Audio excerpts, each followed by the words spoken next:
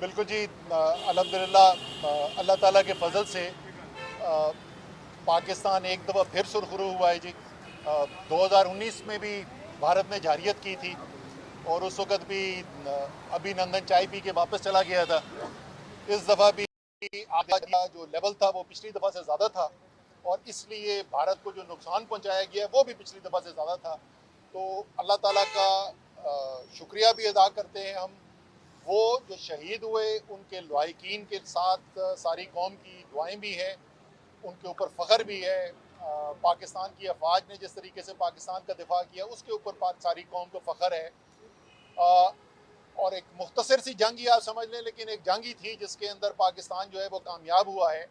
मेरी अब ख्वाहिश ये होगी कि जिस तरीके से जंग जीती है अब अमन भी जीतना चाहिए। और एक मौका पैदा हो रहा है। अमेरिका के सदर जो हैं वो खुद बराह रास्त उन्होंने ये बात की है और कश्मीर का मसला एक दफ़ा फिर पाकिस्तान और भारत के दरमियान जो है वो जिंदा हो गया है।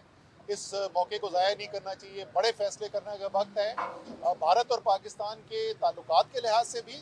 और इसी तरीके से अंदरूनी पाकिस्तान देखें, मैं हमेशा से ये कहता रहा हूँ, आखिरी बात यही करूँगा कि मैं बार बार एक ही बात करता हूँ, जब पाकिस्तान मुत्तहिद हो जाए दुनिया का कोई बड़े से बड़ा चैलेंज नहीं है कि जिसमें पाकिस्तान सुरखरू ना हो। एक दफ़ा फिर आपने देखा जो भी हमारे अंदर के इख्तलाफात मुल्क के अंदर आपको नज़र आते हैं, जब बाहर से ललकारा गया तो पूरी कौम मुत्तहिद हो गई।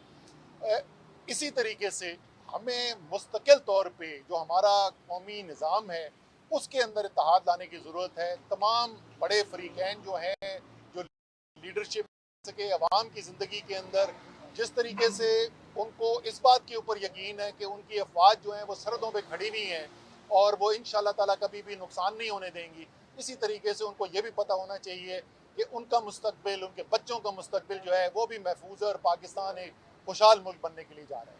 शुक्रिया। अच्छा सर, ये बताइएगा क्या आप हम क्योंकि आपने रिटायरमेंट का ऐलान कर दिया, लेकिन आपकी बातों से लग रहा है कि आप चाह रहे हैं कि मजीद सियासत की जाए, तो क्या मजीद मुस्तकबिल में सियासत करने का इरादा रखते नहीं, ये मेरी बातों से ये बिल्कुल भी नहीं लग रहा है और सियासत करने का मेरा कोई इरादा नहीं है। लेकिन मैं बात हमेशा पहले भी ये कर चुका हूँ, मेरा इश्क पाकिस्तान है जी।